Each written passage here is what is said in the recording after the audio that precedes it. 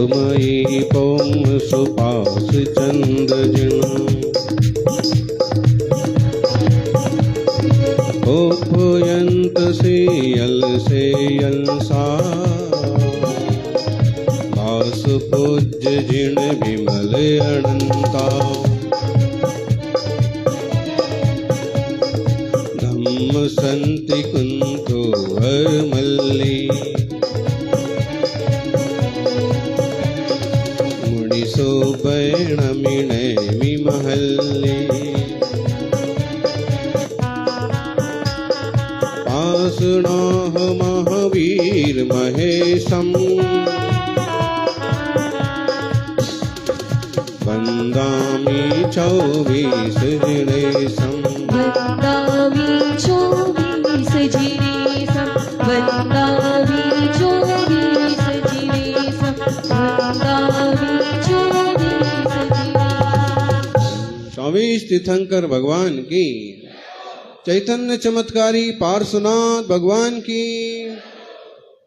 अहिंसा की अवतार वर्धमान भगवान महावीर स्वामी की, आचार्य श्री। जयकारा जोर से बोलिए। कम है लेकिन काम के हैं। आचार्य श्री आदि सागर जी महाराज की, आचार्य श्री महावीर कीर्ति महाराज की, आचार्य श्री विमल सागर जी महाराज की, तपस्वी सम्राट गुरुदेवाचार्य श्री सन्मति सागर जी महाराज की। बोलिए परम पूज्य चतुर्थ पट्टाधीश वात्सल्य शिरोमणि राष्ट्र गुरुमाचार्य भगवान श्री सुनील सागर जी गुरुदेव की। जयकारा गुरुदेव का। बोलिए आचार्य संघ की। जो कुछ करना है सो कर लो। एक पंडित जी हुए हैं मक्खन लाल जी, कई सारी कविताएं उन्होंने अपने जमाने में लिखी, प्रतिष्ठित विद्वान थे। और श्री सिद्ध चक्र का पाठ करो दिन 8 ठाठ से प्राणी, ये भी उनकी कविता है। और अभी जो आप सुन रहे थे वो भी उन्हीं की कविता है।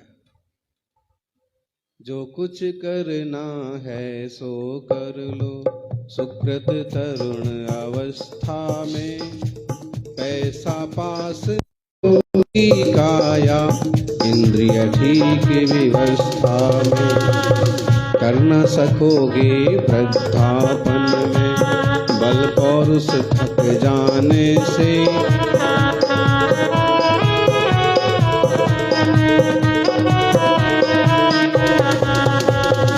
आग लगी जब कुटिया में, क्या होता कूप खनाने से।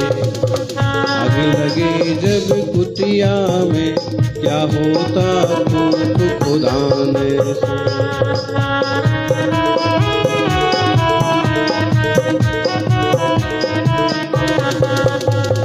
एकदम सार गर्भित पंक्तियां हैं, चूंकि वो एक मुनि भक्त सदाचारी विद्वान थे। गोपाल दास बरिया जैसे, गणेश वर्णी जैसे साधकों के सानिध्य में रहे, और इसलिए ऐसे भाव बनते। जो कुछ करना है सो कर लो, सुकृत तरुण अवस्था में। जो कुछ अच्छा काम करना है, सुकृत माने अच्छा काम, वो तरुण अवस्था में कर लो। पैसा पास, निरोगी काया, इंद्रिय ठीक व्यवस्था में। पैसा भी आपके हाथ में है, पास में है, काया भी निरोगी है, इंद्रियां भी ठीक ठाक व्यवस्था में हैं। कान सुन रहे हैं, आंखें देख रही हैं, हाथ पांव ठीक ठाक चल रहे हैं, इंद्रिय ठीक व्यवस्था में। कर ना सकोगे वृद्धापन में, बल पौरुष थकदाने से। बुढ़ापे में कुछ भी धर्म काम नहीं कर पाओगे, कुछ भी साधना नहीं कर पाओगे। कोशिश भी करो तो भी हिम्मत नहीं बनती। कर ना सकोगे वृद्धापन में, बल पौरुष थक जाने से। और जब कुटिया में आग लग गई, घर में आग लग गई, अब आग बुझाने के लिए कुआं खोदो।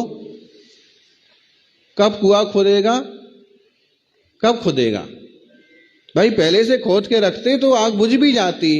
और अब आप कुआं खोद रहे हैं कि आग लग गई है, कुआं खोदो, तो ना कुआं ही खोद पाएगा और ना आग ही बुझ पाएगी। इसलिए समय जब तक पास में है तब तक काम सही कर लो। 1 तारीख को प्रवेश है सवेरे 7 बजे। अब आप कहोगे हम तो 8:30 बजे जाएंगे।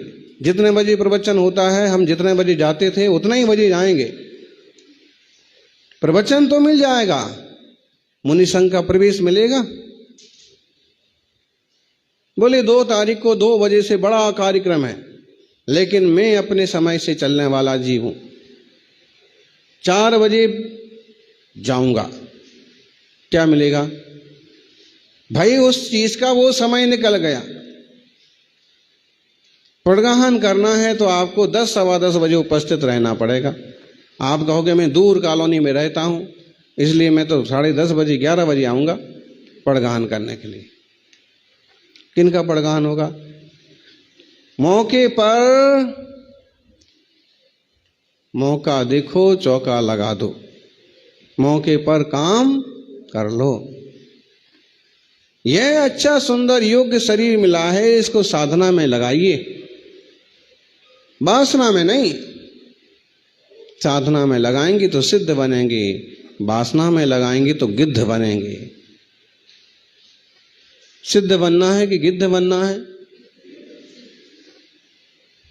किस किस को बनना है सिद्ध? हैं? कितने लोगों को सिद्ध बनना है? सारे लोगों को बनना है। सिद्ध बनने की शुरुआत कहां से होती है? ब्रह्मचर्य व्रत से होती है।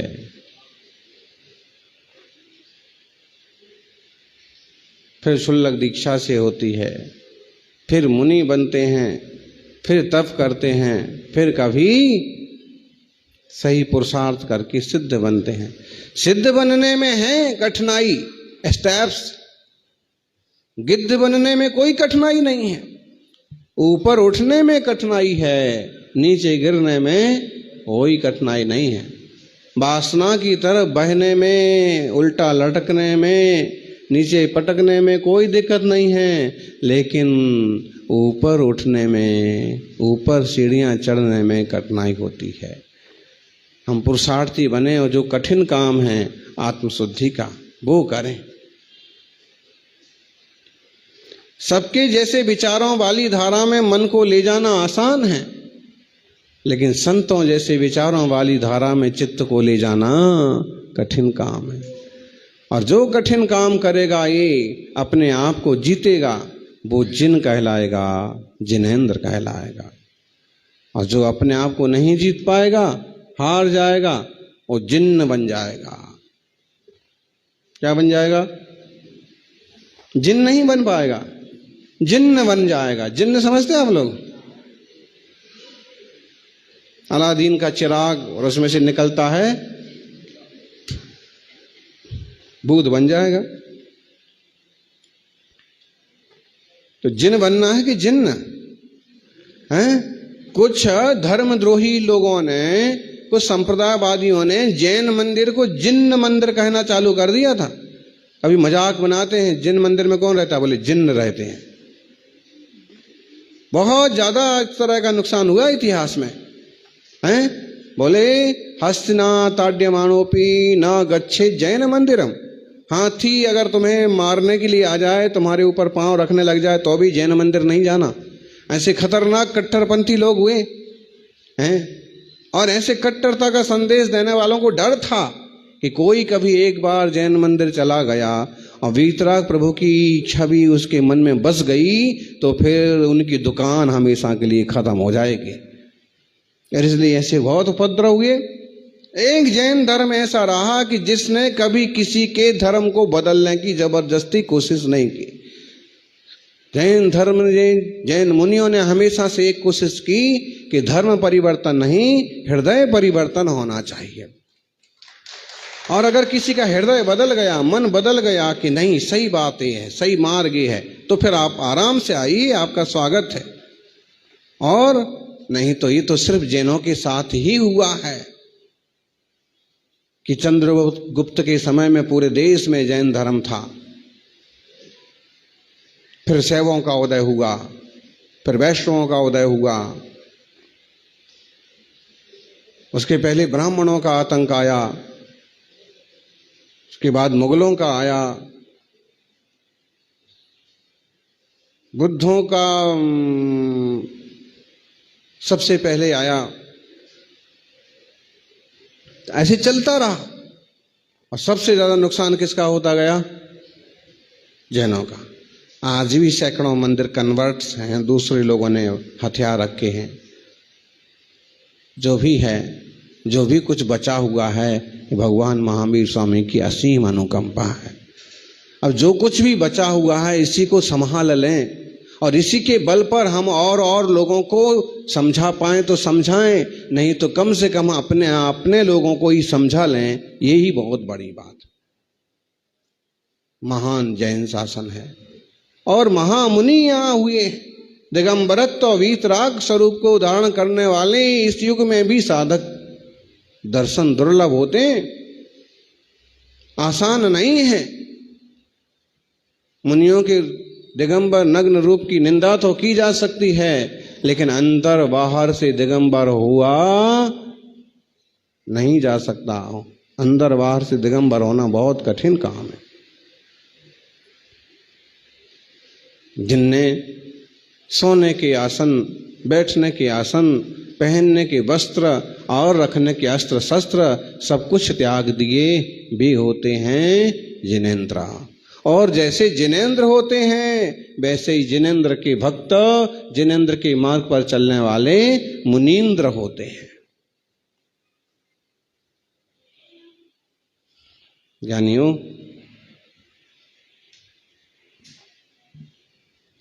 अमित गति कहते हैं कि भाई बहुत तरह से साधन इकट्ठा करने से क्या फायदा होगा? अगर तुम सहज स्वरूप में शांत हो जाओ तो फायदा होगा। बहुत साधन इकट्ठा करने से क्या फायदा होगा? अगर तुम अपने आप को साध लो तो फायदा होगा। न संस्तरोस्माना तृणम नामेदनी विधान तो नो फलको विनिर्मितः यतो निरस्ताक्ष कसाई विद्विषः सुधीभिरात्मैव सुनिर्मलो मता।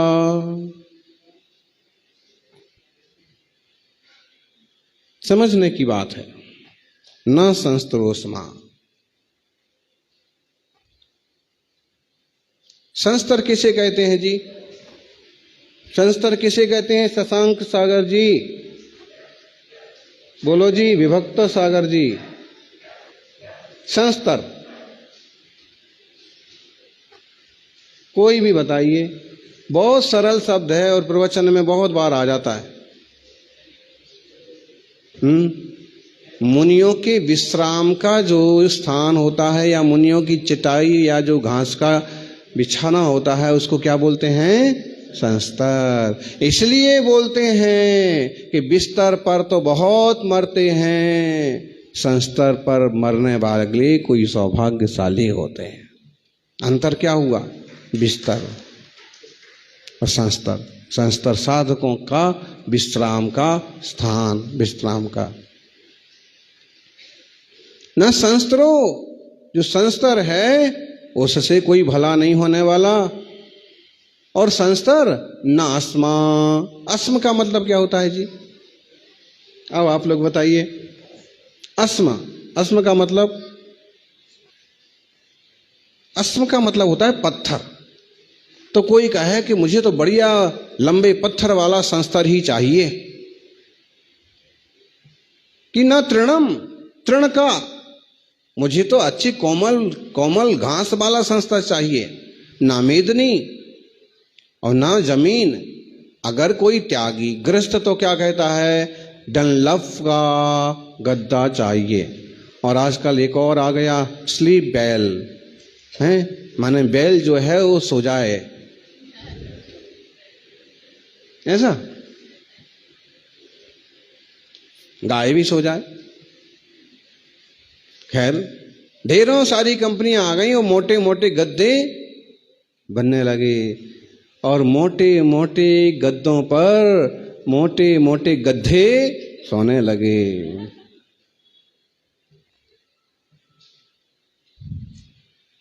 बनने लगे मोटे मोटे गद्दे और सोने लगे मोटे मोटे गद्दे।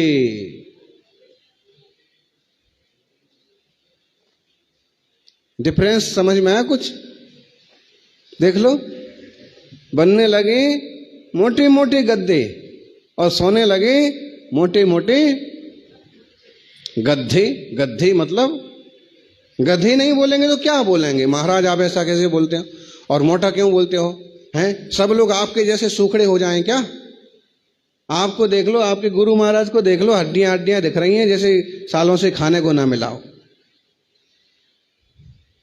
हैं? हमें मोटा क्यों कहते? अरे भाई हमें देख लो कि हमारे गुरु महाराज को देख लो, सच में सालों से उनको खाने को मिला लेकिन उनने खाया नहीं। थालियां तो खूब दिखा रहे थे श्रावक कि महाराज ये मावा है, ये मिश्री है, ये मिठाई है, लेकिन उनने कहा कि जब से मैंने दीक्षा ली है तब से ही मेरा नमक का, शक्कर का, घी का, तेल का, दही का, रसों का त्याग है।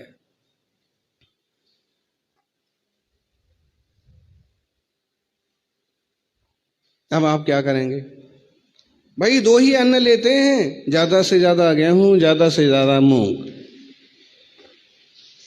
दो ही रस लेते हैं, थोड़ा सा दूध, थोड़ा सा घी।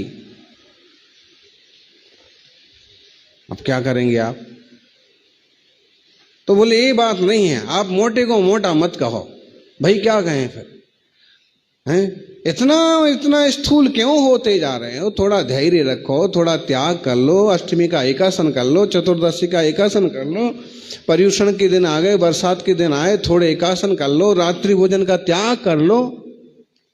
मोटी मोटी अम्मा आई, हमने उनसे कहा कि रात्रि भोजन त्याग करो, तो बोले महाराज रात्रि भोजन त्याग नहीं कर सकते। हमारे पास खड़ा था एक युवक, उसने कहा कि माताजी रात्रि भोजन त्याग कर लो।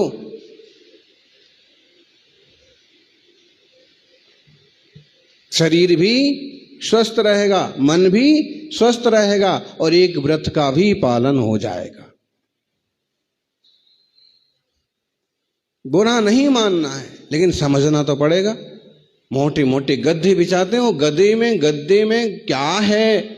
आजकल केवल रुई थोड़ी होती है, और आजकल तो फैशनेबल भी आने लगे और दूसरे तरह के भी आने लगे, और चमड़े की शीट वाले भी आते होंगे, उसका भी कोई ठिकाना थोड़ी। शरीर को इतना आराम तलब मत बनाओ, इतने भी गधे मत बनो, ज्ञानी गधे मत बनो। ज्ञानी हो तुम तो गधे क्यों बनते हो? हैं? सादा बिस्तर मिल गया तो विश्राम कर लो, चटाई मिल जाए तो विश्राम कर लो, मोटी कुर्सी पर ही बैठना जरूरी थोड़ी।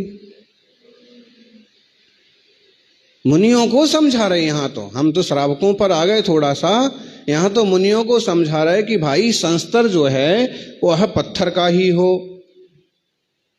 तृण का ही हो, धरती हो, बढ़िया लकड़ी का ही बना हुआ हो। तो बोले ऐसा संस्तर नहीं होता। ये तो ठीक है, ये तो सब जानते हैं कि लकड़ी पर सो जाएंगे महाराज जी हैं। अब महाराज जी का चतुर्मास होना है तो पार्टी कौन बनवाएगा? कौन बनवाएगा? पार्टी की कोई जरूरत नहीं है, जमीन पर भी विश्राम हो जाता है। गुरु महाराज जमीन पर विश्राम करते थे। रघुवरपुरा गांधीनगर तरफ प्रवास हुआ तो वहाँ के एक श्रावक आशीष वो लेके आ गए कि एक पाटा मेरे पास है, गुरु महाराज जिस पर विश्राम करते थे, और जब विहार करे तो वो पाटा यहीं के यहीं छोड़ गए। ऐसा नहीं कि मेरे पाटा मेरे साथ लेके चलो। तो उसमें से एक मेरे को मिल गया, एक किसी और ने ले लिया। कितना बड़ा पाटा, जिस पर आप बैठ सकते हैं, इतना बड़ा पाटा। बोले ऐसे 2 पाटा थे, और ये 2 पार्टी पर वो विश्राम करते थे 2 घंटे 3 घंटे। अगर जमीन ठंडी हो गई तो उस पार्टी पर विश्राम करते थे, नहीं तो जमीन पर। तो न संस्तरोस्मा न तृणम न वेदनी न विधान तो नो फलको विनिर्मिता तो निरस्ताक्ष कसाय विद्विषा। बोले ये संस्तर नहीं है जहां कसायों को और इंद्रियों को जीत लिया, सुधीरात्मैव सुनिर्मलो मता। वह आसन ही विद्वानों का, बुद्धिमानों का सही आसन है, सही संस्तर है। तृण चौकी सिल शैल शिखर नहीं, आत्म समाधि के साधन। संस्तर पूजा संघ सम्मिलन, नहीं समाधि के साधन। अच्छा रूम रुकने को मिलेगा तो बढ़िया रहेगा। बोलो जी, अच्छे रूम में अच्छी साधना होगी, अच्छा पाठा मिलेगा तो बढ़िया रहेगा, तो अच्छी साधना होगी। बहुत सारे श्रावक प्रवचन सुनने आएंगे तो चतुर्मास सफल कहलाएगा। सच्ची बात है। सच्चाई ये है कि ये शब्द बोलने वाला आदमी कितने दिनों से नहीं आया।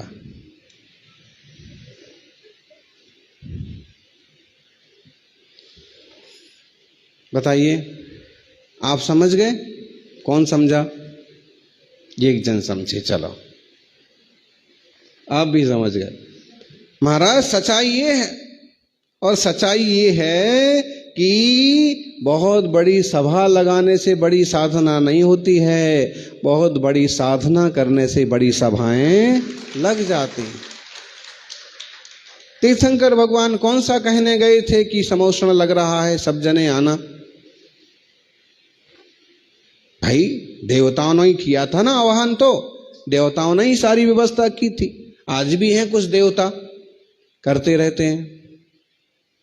अभी भी हमको दे के गए, हमको खुद ही पता नहीं कि ऐसा कुछ होने वाला है, लेकिन इससे पढ़ने से मालूम पड़ गया कि ऐसा कुछ होने वाला था है। तो श्रावक अपने ढंग से दूसरे साधर्मियों को जोड़ करके उनको धर्म मार्ग पर लगाने का पुरुषार्थ करते हैं। मुनि राजों को इसमें बहुत पढ़ने की जरूरत नहीं है। आप बोले हमारा प्रवेश होगा, कहां से प्रवेश होगा? जहां चतुर्मास होना है वहीं तो बैठे हुए हैं, अब प्रवेश कहां से होगा? तो बोले आधे किलोमीटर इधर से उधर से घूम करके आएंगे और प्रवेश कराएंगे। क्या जरूरत पड़ती है चौचला करने की भी? जब आप वहां हो ही तो रहे आओ वहीं बस। अरे भाई भक्ति होती है, लेकिन भक्ति के साथ साथ कुछ चीजों पर और गौर करना चाहिए। जो हमारा अर्थ उस चीज में खर्च होने वाला है उसको दूसरी जगह खर्च किया जा सकता है। जो हमारी एनर्जी उसमें खर्च होने वाली है और जब हम यहाँ हैं और यहीं चतुर्मास होना है तो बस चतुर्मास के टाइम, चतुर्मास की विधियों को आप एनलार्ज कर लो। अब वहां क्या प्रवेश होना है? हम यहीं रुके हैं, हमारा यहीं चतुर्मास होना है, यहीं प्रवेश होना है, तो कैसे प्रवेश होगा बताइए? बोले आधा किलोमीटर घुमा करके ले आएंगे। तो ऐसा करने का मतलब क्या है? मुनि की दृष्टि में तो एक बेकार की चीज है। अच्छा वो प्रभावना करना है तो उसको ऐसे करो कि गुरु पूर्णिमा आ रही है, वीर शासन जयंती आ रही है, अमुक कुछ आ रहा है, नैमिनाथ स्वामी का निर्वाण उत्सव आ रहा है कि चीज तो आप फिर उसको एक उस चीज का रूप दो। प्रभावना का एक दूसरा भी रूप आ जाएगा सामने। फिजूल की चीजें करना, फिजूल के काम करना। अब बोलो जो सबसे पहले आएगा उसको स्कूटी मिलेगी,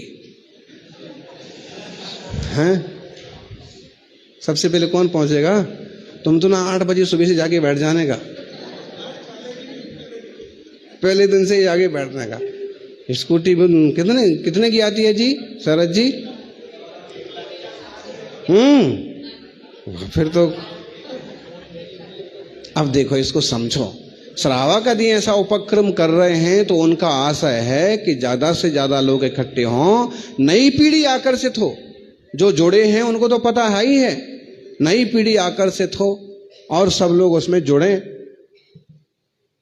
इस निमित्त से किसी एक साधारण परिवार में कुछ चीजें भी पहुंच जाएं।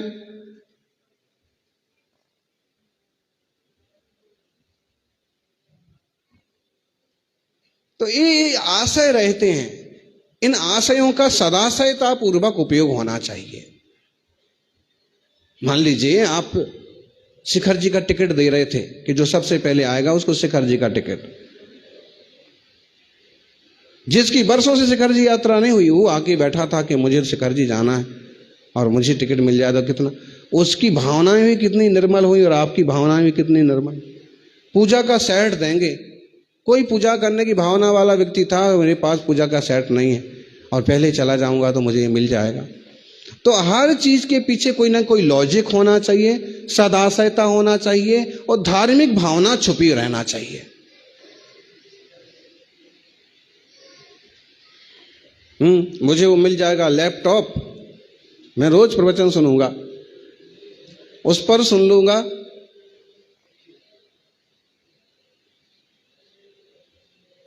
पढ़ाई कर लूंगा उस पर।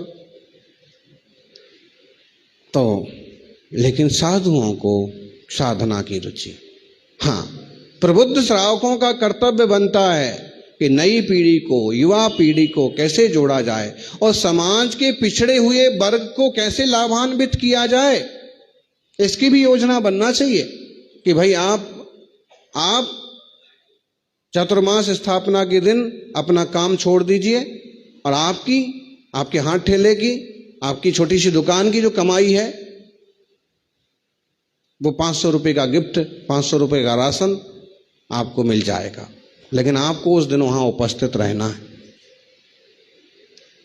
इस तरह से विचार करना पड़ेगा। आप ये मत सोचिए कि सभी लोग बहुत बड़े बड़े घर वाले और बहुत अमीर लोग हैं। इसी दिल्ली में आपको 10 श्रावक ऐसे मिल जाएंगे कि जिनके एक बार के भोजन का प्रबंध नहीं हो पाता है। परसों एक युवक आया था, 6वीं तक पढ़ा हूं, केवल ड्राइविंग करना आता है, अब कई दिन से मुझे कोई काम नहीं मिला,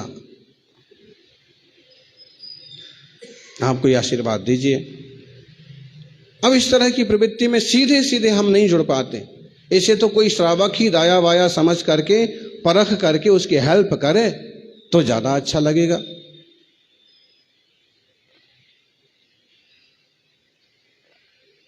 अशोक जैन नाम है, अमुक जगह रहते हैं, तो बहुत तरह के लोग हैं, परस्पर सहयोग तो करना पड़ेगा। हम तो कभी कभी ये विचार करते हैं कि जैसे गुप्त भंडार की पेटी रखी जाती है, कहीं कहीं तीर्थ जीर्णोद्धार की पेटी रखी जाती है, वैसे ही समाज जीर्णोद्धार की पेटी भी मंदिरों में रखना चाहिए। और उस पेटी का काम इतना ही होना चाहिए कि जो एप्लीकेशंस आपके पास आए हों, जो प्रधान जी, जो ऐसी नज़र में लोग हों कि हाँ वो पिछड़े हुए हैं, जिनने आकर के आपसे अलग से हेल्प मांगी हो, तो उनके नाम इकट्ठे करते जाओ। अमुक तारीख में, अमुक समय पर उस भंडार को खोलो और फिर जिनको आवश्यकता है तो उस हिसाब से दो। जो वापस देने लायक हैं उनको उस हिसाब से दो, जो वापस देने लायक नहीं है उनको उस हिसाब से दो। समाज की तो हेल्प करना पड़ेगी।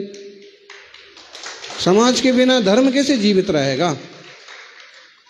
हैं? तमिलनाडु के संबंध में जो लोग हमसे बात कर रहे हैं, उनका भी ये कहना है कि मंदिर तो अभी भी 178 जिंदा हैं, लेकिन उनमें काम करने वाले पुजारियों की खाने की व्यवस्था नहीं हो रही। और जब पुजारी के ही भोजन का प्रबंध नहीं हो पा रहा है तो वहां दर्शन करने जाने वालों की तो बात ही मत पूछिए। छोटी मोटी खेती है किसी के पास, कोई छोटी मोटी मजदूरी करता है, स्पेशल पर्सन वहां बहुत कम है। अगर हम चाहें कि वो एक कम से कम वो 178 मंदिर या तमिलनाडु की संस्कृति या केरला की संस्कृति सुरक्षित रहे, तो उन लोगों को पहचान करके हमें हेल्प करना होगी। अपने ही यहां पर जो बहुत पिछड़ गए हैं, इस तरह की प्रैक्टिकली चीजें तो होना चाहिए। देखिए बहुत सारे मंडल हैं, संगठन हैं, ग्रुप हैं, मंच हैं, अच्छी बात है, इसका मतलब है कि आपकी शक्ति में कहीं ना कहीं एकजुटता तो है, लेकिन उस एकजुटता में भी कुछ ऐसे प्रैक्टिकली काम हो, आप कह सकें मैंने 4 परिवारों का जीवन स्तर सुधारा है, 4 लोगों को मूल धारा में लाया है, आज वो सभी सुखी हैं।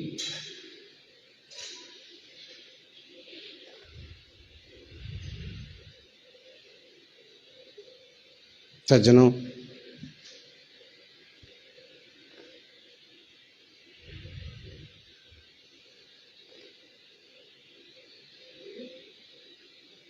सम्राट अमोघवर्ष ने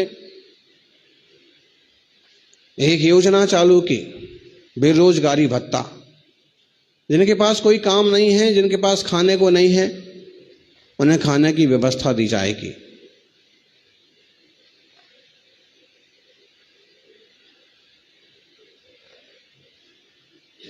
समझ लीजिए, सम्राट चंद्रगुप्त ने एक व्यवस्था चालू की कि खाने को दे दिया जाएगा, भोजनशाला खोल दी और बेरोजगारी भत्ता युवाओं को दिया जाएगा। कहते हैं चाणक्य ने समझाया,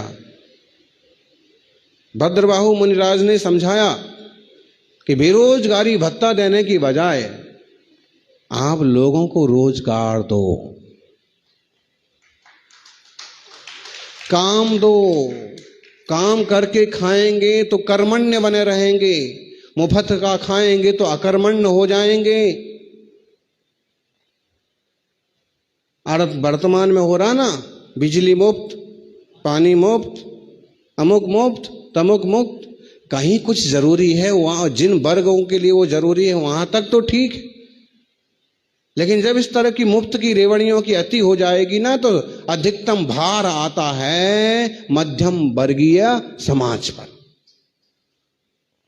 और मध्यम वर्गीय में अधिकतम होते हैं सवर्ण।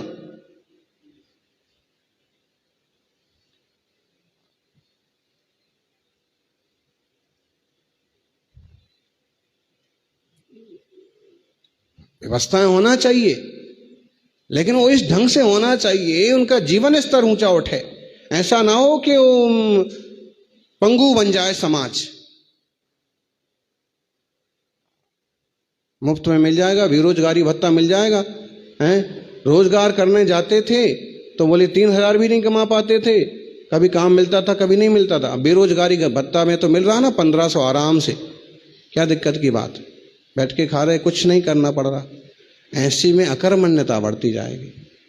खैर, सरकार को सुनने की बातें हैं, और कभी कहीं कुछ बोलते हैं तो कहीं तक पहुंचता तो है।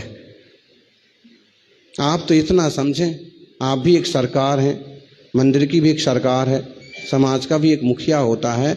वहाँ कहाँ क्या ज़रूरत है, इस पर फोकस होना चाहिए।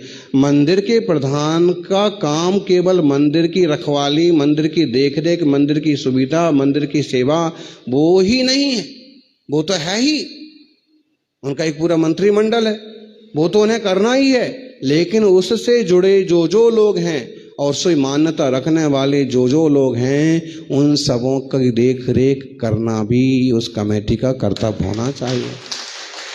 कौन से परिवार में क्या बात बन गई है, किस घर में क्या घटना घट गई है, किनका परिवार पिछड़ गया है, कौन बाहर से नया नया आया है, कौन कुछ लोग नए श्रावक यहाँ दर्शन को आ रहे हैं, उनकी क्या स्थिति है। सही कह रहे हैं कि नहीं कह रहे?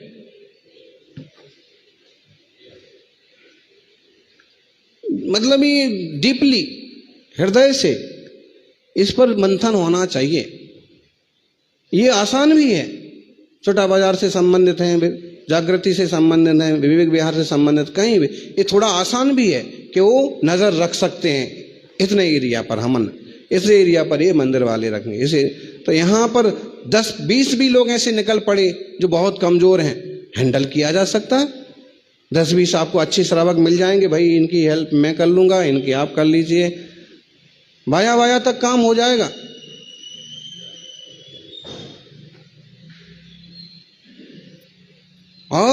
और कई बार ये होता है कि हम किसी को जरा सा हाथ लगाते हैं कि भाई खड़ा हो जा, हमें सिर्फ खड़ा करना पड़ता है, बाद में खुद अपने पांव से उछलने लगता है।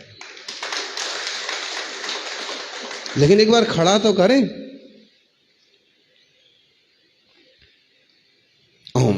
थोड़ा विषय चेंज हुआ है, लेकिन आप ये समझ लें कि हम सभी को जिन शासन की रक्षा करने के लिए, जिन शासन की हम क्या रक्षा करेंगे, इससे ही हमारी और जन जन की रक्षा होती है। जीव मात्र की रक्षा का पैगाम देने वाला जिन शासन है, इस मंगलमय शासन की शरण में हम सभी रहें और ज़्यादा से ज़्यादा लोग इसका लाभ लें, इस तरह का उपक्रम करें। और मुनिराज तो इस बात का ध्यान रखें कि बहुत अच्छा रूम, बहुत अच्छा कमरा, बहुत अच्छा पाटा, बहुत अच्छी चटाई, बहुत अच्छी किताबें, इससे कल्याण नहीं होगा। सादे पत्थर पर सो गए, जमीन पर सो गए, लेकिन बोले जहां आपने विषय वासनाओं को जीत लिया है वही आपका सच्चा दिगंबरत्व है, सच्ची साधना है। यह तो निरस्ताक्ष इंद्रिय विषयों को जीता है, कसाय रूपी शत्रुओं को जीता है। सुधीवीर आत्मैव, बुद्धिमान लोगों के द्वारा ऐसा अपना आत्मा ही, सुनिर्मल आत्मा ही, वह ही सच्चा धर्म माना गया है, सच्चा सुख माना गया है। अपने में शांत हैं, अपने में स्थिर हैं, तो क्या बाहर की पद की, बाहर की पट्ट की, बाहर की पार्टी की जरूरत है।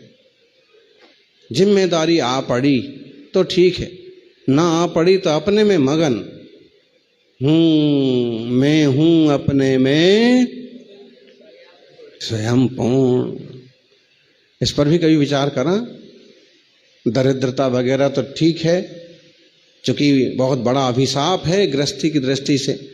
बाकी अध्यात्म दृष्टि ये कहती है कि पुद्गल पुद्गल है, जड़ जड़ है, कोई किसी का होता नहीं, कोई चीज़ें किसी के साथ जाती नहीं। ये विषय अपनी जगह है, लेकिन व्यवहारिक दृष्टि से दरिद्रता का अपना प्रभाव तो होता ही है।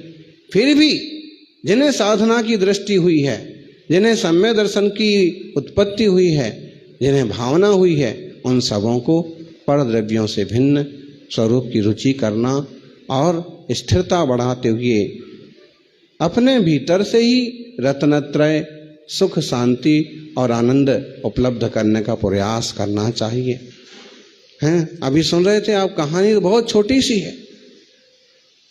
छोटे राजा ने बड़े राजा से पूछा कि इतना बड़ा राज्य है और फिर भी आप बहुत शांति से रहते हैं, कोई क्लेश नहीं, कोई टेंशन नहीं, कोई माथा फोड़ी नहीं।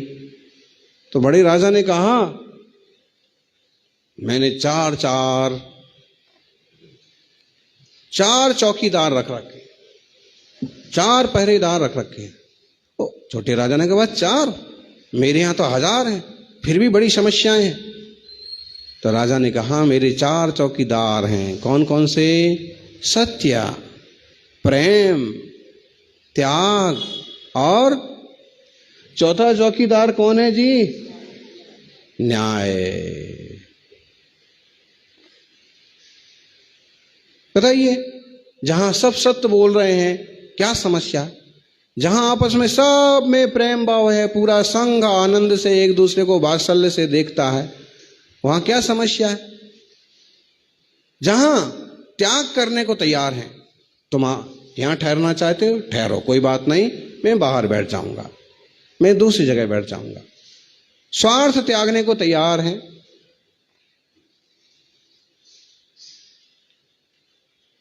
त्याग व्रत करने को तो तैयार है ही, लेकिन दूसरों के हित में अपना अवसर भी छोड़ने को तैयार हैं। लो, आज आप प्रवचन कर लो, आज आप लाभ ले लो।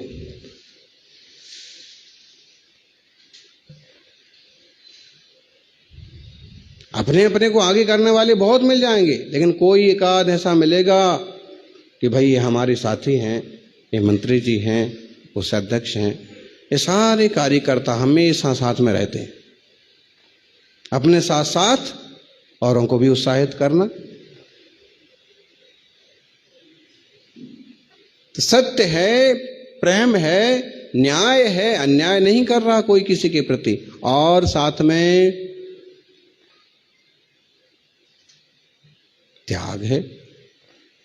ऐसे न्याय, प्रेम, सत्य, त्याग और ऐसे बहुत गुण हैं जो अपने भीतर आएंगे तो ये 4 चौकीदार सारी समस्याओं को खत्म कर देंगे।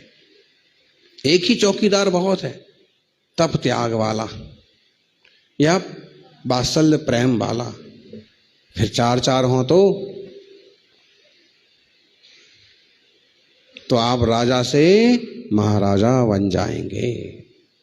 सभी राजा लोग महाराजा बने और धीरतापूर्वक धर्म ध्यान करते हुए केवल साधनों की गुलामी नहीं करें। साधन तो जरूरी है अपनी जगह, लेकिन कभी कुछ कम ज्यादा हो तो भी धर्म ध्यान नहीं छूटना चाहिए।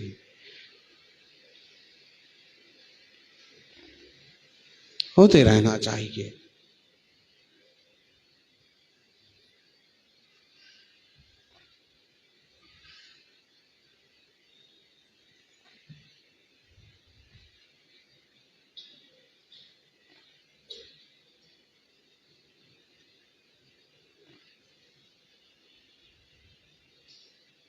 परस्पर सहयोग करें और अंतर्मुखता तो जरूरी है ही।